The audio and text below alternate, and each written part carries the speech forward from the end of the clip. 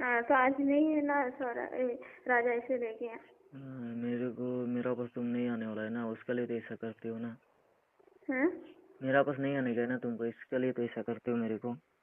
क्यों नहीं आने का है? मैं तो कल ही बोला आपको इतना जो मुझे जाना है। आपने क्या बोला मुझे? रुको 2-3 दिन का समय दो बोल के बोला। अभी आप क्यों ऐसे बोल रहे हैं? इसके लिए तो अच्छा से बात भी नहीं करते हो। कल से क्या हुआ, कॉल भी नहीं किया था, अभी कॉल किया। और कल क्या बोला था कॉल में, फोन ऑन नहीं करने वाला, मत करो कॉल, नंबर बिजी कर दूंगा। तो राजा रहता है घर में, कैसे बात करेगा? मैं आपको अरे समझना उसका चाहिए ना उसका थोड़ा। नाम मत बोलो, पता है। हाँ? उसका नाम आगे में मत लो, राजा का नाम। क्यों? ऐसा है, उसका नाम मत लो। क्या कर रही हो अभी? कुछ नहीं, नाश्ता बना रही हूँ। क्या नाश्ता? आलू का परोठा और चाय। ठीक है, मेरे साथ बात करने का मन नहीं है ना, कॉल मोल मत करना, ठीक है। बात करने का मन है इसलिए तो मैं तो सुबह कॉल किया आपको। कितना सुबह, अभी टाइम कितना हो रहा है? 9 बज रहा है, तो सुबह बोलता है इसको। तो फिर क्या तो, क्या तुम लड़का हो क्या तो बोल के बात कर रहे हैं? हो? और बोलो। 9 बज नाश्ता गई। नहीं करोगे? नाश्ता करेगा? मैं अभी सो के उठा हूँ, इतना सुबह सुबह कौन नाश्ता करता है? अभी 9 बजा है, मैं 10-11 बजे नाश्ता करता हूँ। 9 बजे ये सुबह सुबह हुआ है? आदमी काम चला गया इतना सुबह, तो 9 बजे तो खाना वाना खा के। मेरे को किराना काम जाने का इतना जल्दी? किधर काम जाने का है? मुझे तो खाने का सोने नहीं, का। आप बोल रहे हो इतना सुबह कौन नाश्ता करेगा? मुझे खाने का सोने अभी का सुबह। यश करने का। हाँ। हाँ। और कुछ काम नहीं है? हाँ, कुछ भी काम नहीं है।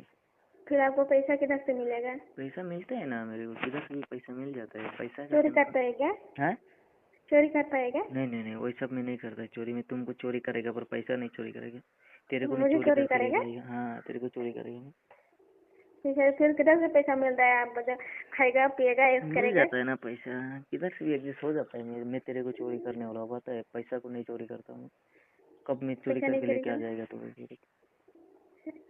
और मेरे को ऐसा गुस्सा बात मत, है क्या? मेरे को गुस्सा मत दिलाने का। कॉल ऑन नहीं करूंगा बोल के, नंबर बिजी कर दूंगा बोल के गुस्सा नहीं दिलाने का। तू रात में ठीक एक है। बार भी कॉल भी नहीं किया मेरे को।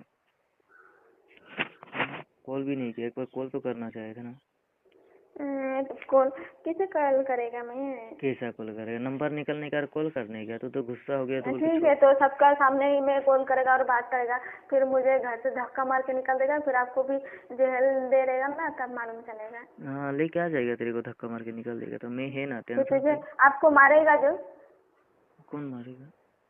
हम लोग का घर का आदमी लोग। क्यों मारेगा? थोड़ा धीरे से बोलो ना, बहुत जोर से बात बोल रही है। हम्म? थोड़ा धीरे धीरे बोलो ना, आसपास में आदमी को क्या सुनाई नहीं दे रहा है? मैं आस्ते आस्ते बात करते करते ना, मैं गुस्सा से जोर से बात कर देती हूँ। तुम्हारा तो गुस्सा ही आ गया और कुछ भी नहीं। हमें जोर से बात कर उधर देते हो, गर्मी हो जोर रहा से है क्या? बात निकाला।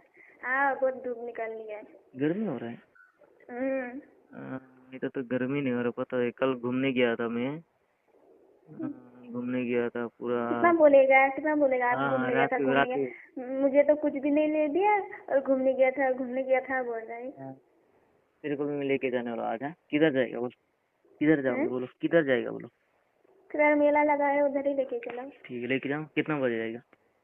पर शाम को कितना हाँ, बजे? 7-8 बजे। इतना रात को जाने से तो यार घर दिन को में लेके रोटी चावल जाएगा कौन कैसे? बनाएगा? तेरे को तो चोरी से लेके जाना पड़ेगा ना, दिन को कैसा लेके जाऊँ? 4-5 बजे को लेके जाना है। 4-5 मैं धीरे से बोलो, बोलेगा मैं धीरे से। मार्केट जा रही हूँ, मैं मार्केट जा रही हूँ बोलेगा। आने देगा तेरे को राजा? हैं? आने देगा तेरे को? हाँ, मैं बोलेगा मैं मार्केट से थोड़ा कुछ सामान लेने जा रहा हूँ बोलेगा। ठीक है, फिर जैसा भी एडजस्ट कर, और 5-6 बजे निकल, मैं लेके जाऊँगा घुमाने। क्या क्या लेगा? ज़्यादा पैसा एडजस्ट नहीं हो है मेरा जाएगा। पास। हाँ? क्यों पैसा नहीं है? मेरा पास भी 1 रुपया भी पैसा नहीं है। मेरे पास ज़्यादा नहीं है ना, ज़्यादा कुछ ले नहीं सकता हूँ ना मैं, थोड़ा बहुत ले दे क्यों? सकता आपको हूँ। तो आपको आप भी तो बोल रहा था, आप जो खाएगा वो पिएगा ऐश करेगा। वो तो मेरा खर्चा के लिए, मेरा हिसाब का बारिश है ना। तो अगर इतना वैसा ले दे, ऐसा ले दे बोलेगा तो फिर फिर आप कल गया था तब तो क्या क्या खाया? वो खाने में कितना पैसा जाता है? फिर भी तो। तू खाए, जो खाएगा वो खिलाऊंगा मैं। हैं? जो खाएगा वो खाऊंगा, खिलाऊंगा। लूंगा, ठीक है। सामान लूंगा। क्या सामान लगे? जो अच्छा लगेगा, जो दिखाई देगा वही लूंगी। सुबह सुबह बहुत याद आता है तेरा, पता है? सच में क्या? सुबह सुबह बहुत झूठ तो याद। नहीं बोल रहे हो? झूठ नहीं बोल रहा मैं, झूठ बात नहीं बोलता हूँ, सच सच बोलता हूँ। सुबह सुबह बहुत याद आता है। क्यों? हैं? क्यों याद आता है सुबह सुबह? मुझे आप मेरे बारे में सोचते रहते हैं ना, इसलिए मुझे मेरे याद मैं आता है। सोचते रहता हूँ कब आएगा मेरा सनम, कब आएगा कब आएगा, यही सोचते रहता हूँ मैं पूरा दिन। इसीलिए तो। और कुछ नहीं सोचते, ये सोचते रहता हूँ पूरा दिन। तू नहीं सोचता है क्या मेरा बारे से? सोचते हो कभी कभी? कभी कभी, कभी के लिए मेरे को रखा हुआ है, जरूरत पड़ने से ना। हाँ, क्या जरूरत पड़े, कभी कभी याद आता है। काम वाम कभी करते रहते हैं, इधर कितना टेंशन है मेरा खूब काय दिमाग के में। टेंशन? हाँ, तो यार क्यों शादी हो गया मेरे को छोड़ के? आपको छोड़ के? हाँ, मेरे को छोड़, मेरा घर भी देखे तो शादी हो गया अमीर से जाके ना। आपको गरीबी देखे? हाँ, इसीलिए तो शादी हो गया ना। मैं गरीबी और अमीरी नहीं देखती हूँ। तेरे को मेरे साथ बात करनी था तो घर वालों ने जबरदस्ती शादी कर दिया मुझे। तब मेरे को बोलने का था ना, मैं लेके आता था, तब बोला भी नहीं तू। तब तो आपका साथ में बात ही नहीं करते थे। ऐसा बात किया। अभी कब आओगी मेरे पास? आओगी नहीं अभी?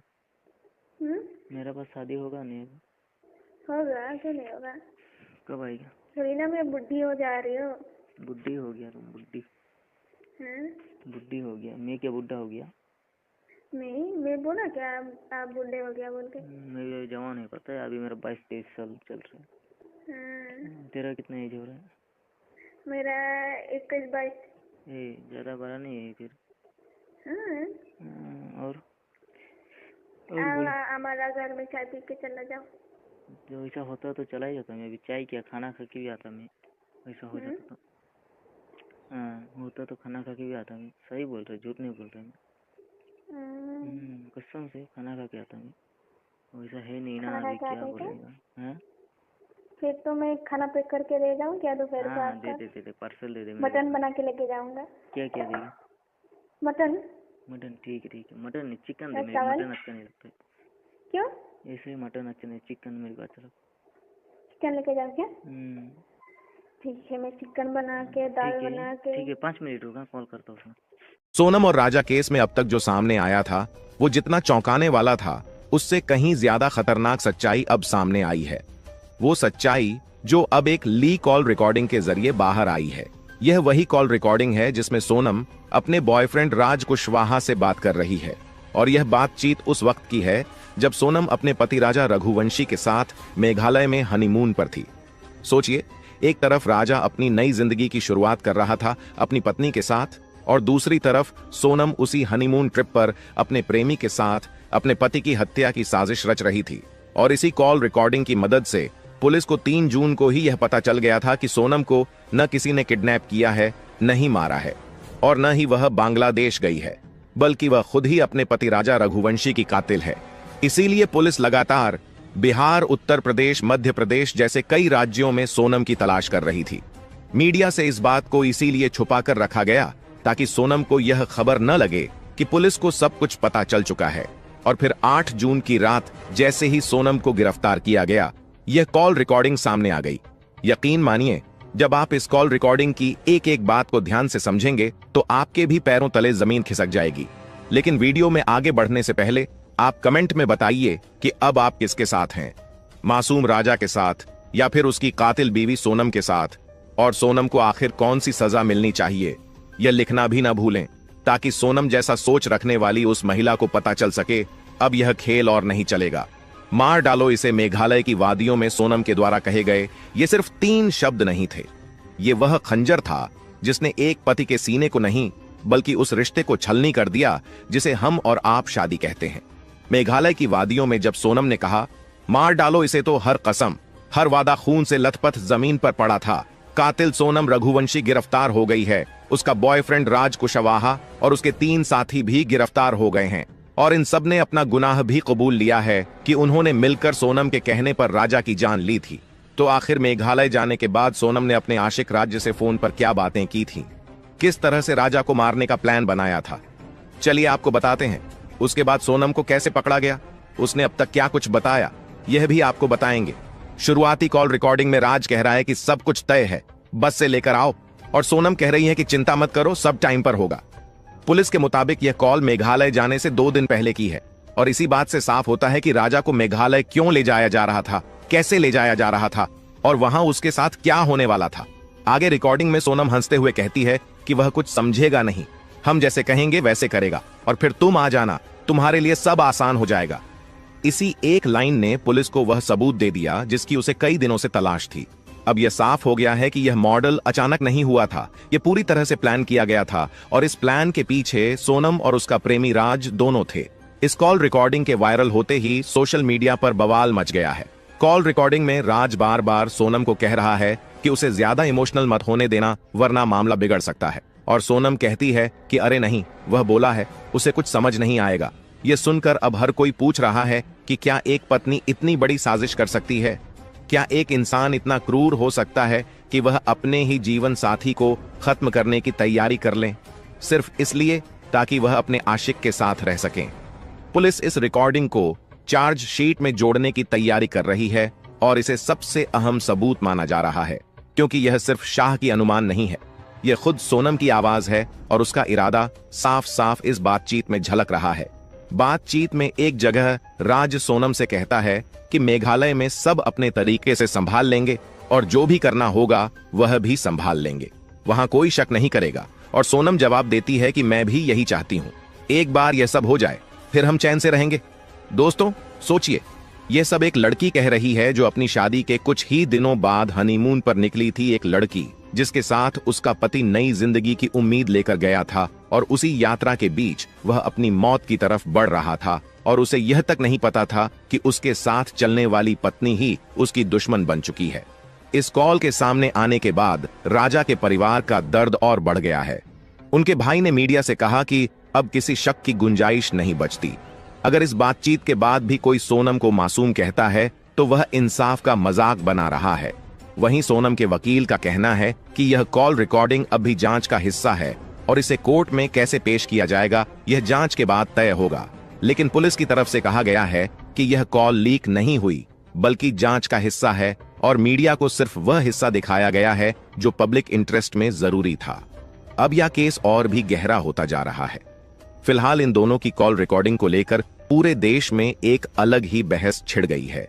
सोशल मीडिया पर हर तरफ एक ही बात हो रही थी कि अब किसी को कोई शक नहीं बचा कि राजा रघुवंशी की मौत कोई एक्सीडेंट नहीं थी बल्कि एक प्लान किया गया मर्डर था और इस साजिश की स्क्रिप्ट खुद उसकी पत्नी सोनम ने लिखी थी। कॉल रिकॉर्डिंग में न सिर्फ उनके इरादे साफ हुए बल्कि यह भी सामने आया कि इस केस में सिर्फ सोनम और राज ही नहीं बल्कि 4 लोग शामिल थे। पुलिस को इस कॉल का पूरा बैकअप मिला है और टेक्निकल टीम ने पुष्टि की है कि यह ऑडियो न तो एडिट किया गया है और ना ही किसी तरह से बदला गया है, यह पूरी तरह ओरिजिनल है। इस ऑडियो में जो तीसरा नाम आया है वह आनंद का है, जो इस केस की सबसे बड़ी कड़ी बन गई है। पुलिस को शक है कि आनंद को पहले से इस बात का अंदेशा था कि उसकी कॉल भी ट्रैक हो सकती है, इसीलिए वह अपना फोन बंद कर चुका था।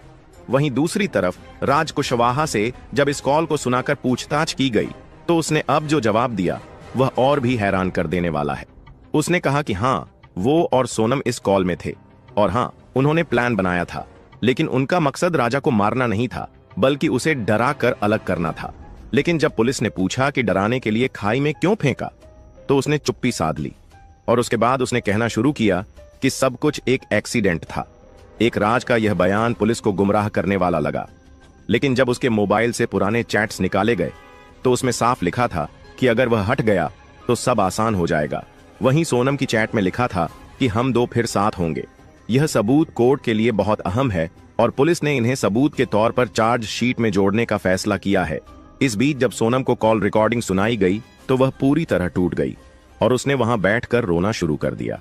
लेकिन उसने अब भी यही कहा कि वह राजा को मारना नहीं चाहती थी, डराना चाहती थी, क्योंकि उसे लगा था कि वह अपनी मां के कहने पर तलाक दे देगा और फिर वह राज से शादी कर सकेगी। लेकिन पुलिस का सवाल था कि डराने के लिए खाई में क्यों भीगा। इस पर सोनम ने कहा कि वह वहां मौजूद नहीं थी, लेकिन पुलिस ने सीसीटीवी दिखाया जिसमें वह ट्रैक के पास स्कूटी पर खड़ी थी और फिर होटल उठते हुए देखी गई। सोनम के पास अब कोई जवाब नहीं था और उसके वकील ने कहा कि अब वह कोर्ट में सच बताएगी। इस मामले ने पूरे देश की भावनाओं को झकझोर दिया है, खासकर उन लोगों को जो शादी को एक भरोसे का रिश्ता मानते हैं। लोग कह रहे हैं कि अगर एक पत्नी इस तरह अपने ही पति को खत्म कर सकती है तो फिर तो की नींव पर भरोसा कैसे कायम रहेगा। राजा रघुवंशी के परिवार की हालत अब भी बहुत खराब है। उनकी मां ने मीडिया से बात करते हुए कहा कि हमने अपनी बेटी जैसा बहू माना था सोनम को, लेकिन उसने हमारे बेटे को धोखा दिया। अब हमें सिर्फ इंसाफ चाहिए, और वह भी जल्द। अब पुलिस कोर्ट में यह कॉल रिकॉर्डिंग पेश करने की तैयारी कर ली ही है, और यह सबसे मजबूत सबूत माना जा रहा है। इस रिकॉर्डिंग में जो शब्द है वह किसी भी इंसान को झकझोर कर रख दें। सोनम की आवाज में जब वह कहती है कि हम लोग फिर से साथ होंगे, राजा को क्या पता हम क्या करने वाले हैं, तो सुनने वाली का दिल दहल जाता है। पुलिस ने अब इस मामले को फास्ट ट्रैक कोर्ट में ले जाने की सिर्फ बारिश की है, ताकि जल्द से जल्द ट्रायल शुरू हो सके। वहीं दूसरी तरफ सोनम के वकील अब उसकी मानसिक हालत का हवाला देकर राहत मांगने की कोशिश कर रहे हैं, लेकिन रिकॉर्डिंग और बाकी सबूतों को देखते हुए ऐसा लग रहा है कि कोर्ट उसे राहत नहीं देगा। चलिए अब आपको बताते हैं कि आखिर कैसे पकड़ी गई सोनम, और उसने अब तक पुलिस को क्या क्या बताया है। जब पुलिस ने सोनम के मोबाइल की कॉल डिटेल रिकॉर्ड CDR निकाली, तो कई संदिग्ध कॉल्स इंदौर और यूपी के नंबरों पर मिलते पाए गए। इसके बाद मेघालय पुलिस ने इंदौर और यूपी की पुलिस के साथ मिलकर दोनों ही रहा राज्यों में अलग अलग जगह छापेमारी करके 4 लोगों को पकड़ लिया। इनमें राज कुशवाहा और विशाल चौहान को इंदौर से, आकाश राजपूत को इंदौर के पास से और आनंद कुर्मी को बिना से गिरफ्तार कर लिया गया। शायद सोनम को इस बात की भनक लग गई थी कि उसके साथ ही अब पुलिस की गिरफ्त में आ चुके हैं। इसी डर से उसने आत्मसमर्पण करने का फैसला किया, और फिर 8 जून की रात करीब 1 बजे यूपी के गाजीपुर में एक ढाबे पर एक लड़की बदहवास हालत में पहुंची। उसने काले रंग की टी-शर्ट और लोअर पहन रखा था, बाल बिखरे हुए थे, चेहरा बेहद थका हुआ लग रहा था, जैसे कई दिनों से सोई ना हो। डर और घबराहट उसके चेहरे पर साफ झलक रही थी। लड़की ने ढाबे वाले लड़के से कहा, भैया क्या मुझे आपका फोन मिलेगा? मुझे अपने घर वालों से बात करनी है। ढाबे वाले ने बिना सवाल किए अपना फोन दे दिया। जैसे ही लड़की ने कॉल किया, वो रोने लगी। उस वक्त कोई नहीं जानता था कि यह लड़की कौन है। वहीं मौजूद कुछ महिलाओं ने उसे पहचानने की कोशिश की, लेकिन किसी को भी अंदाजा नहीं था कि यह वहीं सोनम रघुवंशी हो सकती है, क्योंकि गाजीपुर मेघालय से करीब 1100 किलोमीटर दूर है। फोन पर भाई से बात करने के बाद सोनम वहीं चारपाई पर बैठकर फूट फूट कर रोने लगी। तभी उसी नंबर पर सोनम के भाई का कॉल आया। उसने ढाबे कहा, भाई साहब आप तुरंत पुलिस को फोन करो। ढाबे वाले ने फौरन पुलिस को सूचना दी। करीब 30 मिनट बाद पुलिस मौके पर पहुंची। जब सोनम ने अपनी पहचान बताई तो पुलिस समझ गई कि यही वह लड़की है जिसकी तलाश में मेघालय पुलिस पिछले 17 दिनों से जुटी हुई थी। फिर सोनम को गाजीपुर पुलिस अपने साथ ले गई और बाद में मेघालय पुलिस को सौंप दिया गया। सोचिए, जो सोनम पिछले 17 दिन से लापता थी, जिसे सबने मरा हुआ मान लिया था, वहीं सोनम जब उसके साथियों की गिरफ्तारी होती है तो कैसे खुद ही अपने भाई को फोन करती है। अगर वो निर्दोष थी और जिंदा थी तो क्या यह काम पहले भी नहीं कर सकती थी? पूछताछ में खुलासा हुआ, उसने पूरे मामले की दिशा ही बदल दी और पुलिस भी हैरान रह गई। शुरुआती पूछताछ में सोनम ने सच छुपाने की हर मुमकिन कोशिश की, बार बार बयान बदले, झूठी कहानियां गढ़ी और पुलिस को गुमराह करने की कोशिश की, लेकिन सख्त सवालों और सबूतों की मार के आगे उसका झूठ ज्यादा देर टिक नहीं सका। धीरे धीरे परतें खुलने लगीं और सच खुद ब खुद बाहर आने लगा। सोनम रघुवंशी ने जो कहानी पुलिस के सामने बयां की, वह किसी थ्रिलर फिल्म से कम नहीं थी। शुरू में डरी और कमजोर दिखने वाली सोनम की चुप्पी तब टूटी जब मेघालय पुलिस ने उसे रिमांड में लेकर गहराई से पूछताछ की। जांच अधिकारियों के अनुसार सोनम ने जिस सच्चाई को कबूला, उसने इस केस की हर परत को खोल कर रख दिया। सोनम ने स्वीकार किया कि उसका अपने पति राजा रघुवंशी से रिश्ता महज एक सामाजिक बंधन बनकर रह गया था। शादी के बाद भी वह लगातार अपने प्रेमी राज कुशवाहा के संपर्क में थी। सोनम और राज के बीच शारीरिक और मानसिक रूप से गहरा रिश्ता था और दोनों चाहते थे कि राजा की जिंदगी से स्थायी रूप से छुटकारा मिल जाए।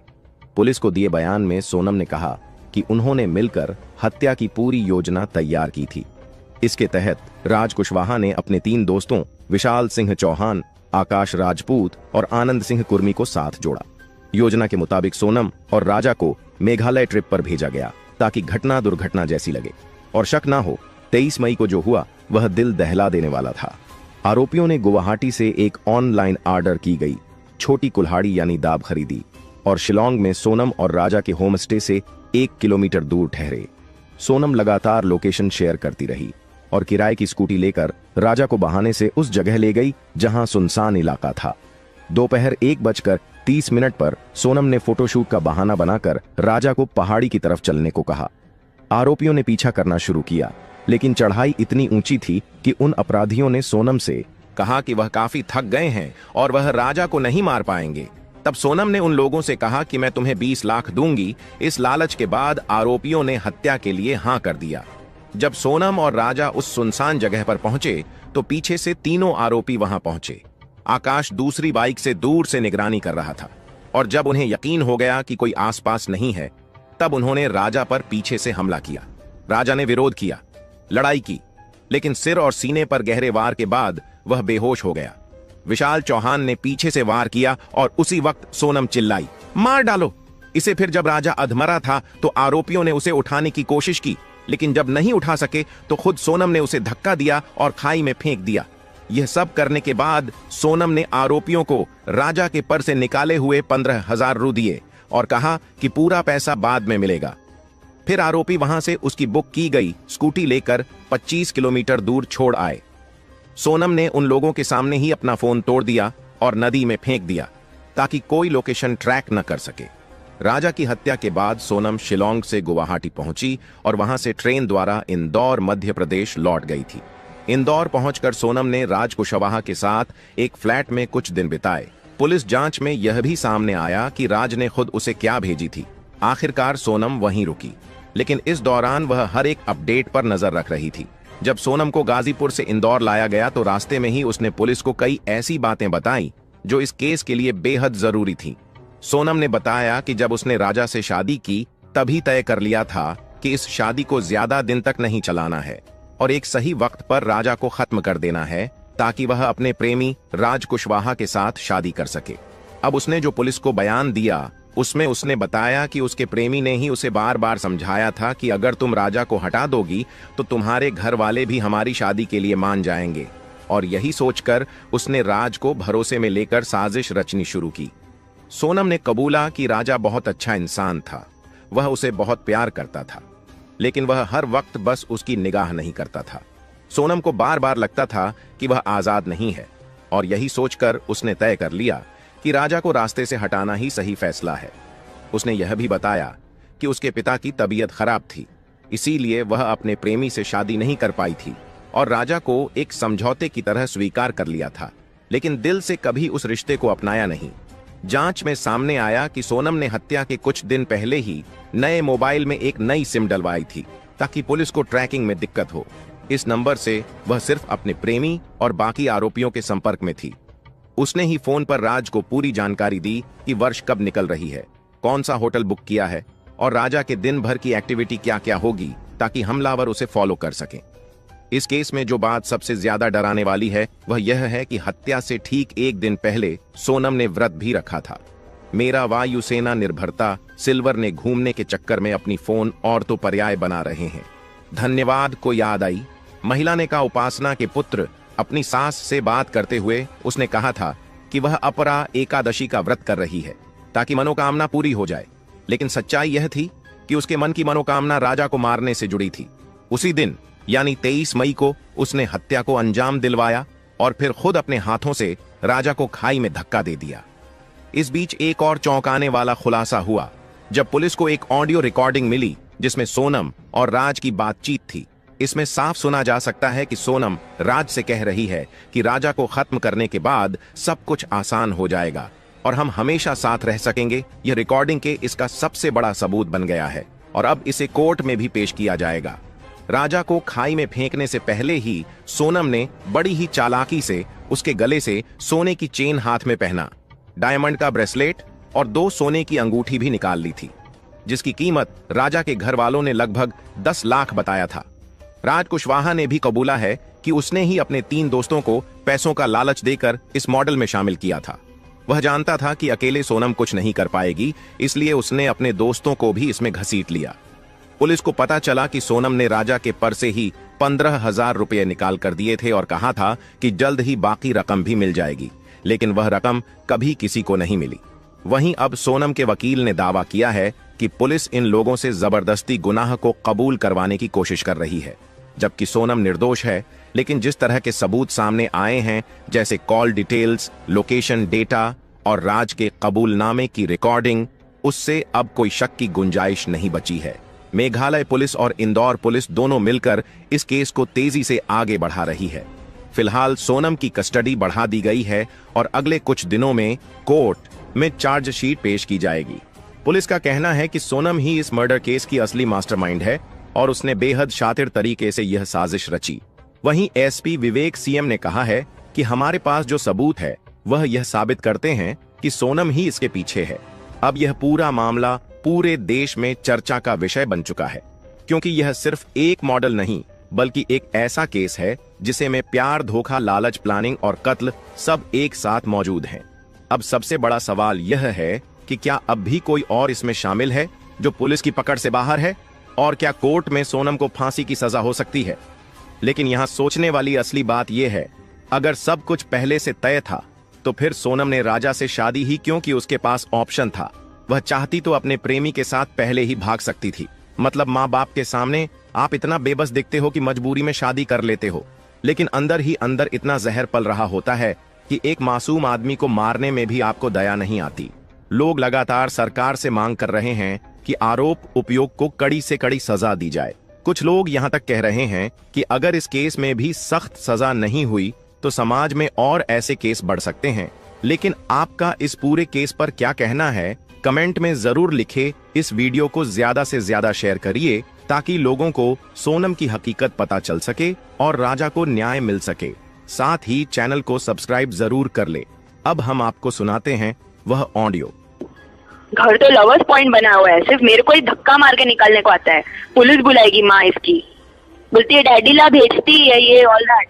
What is this voice coming? क्या? Two second call is coming over to you. नहीं तो बाप को भेजेंगे मेरे को धक्का मारने के लिए। अभी मैं अलाउड नहीं है घर पे। मम्मा's boy can't do without mamma. Mamma for eating, mamma for sleeping, mamma is at home ना, मम्मा my mother's holiday। हाँ मम्मा। Thank you, I hate bloody mama's boys। मम्मा जैसा बोलेगी वैसे चलने का। ये बड़े बड़े फिल्म स्टारों के पीछे भी मम्मा का हाथ है ना, सक्सेसफुल लोगों के पीछे। महिषी वो बोलते हैं ना कि कुतरी।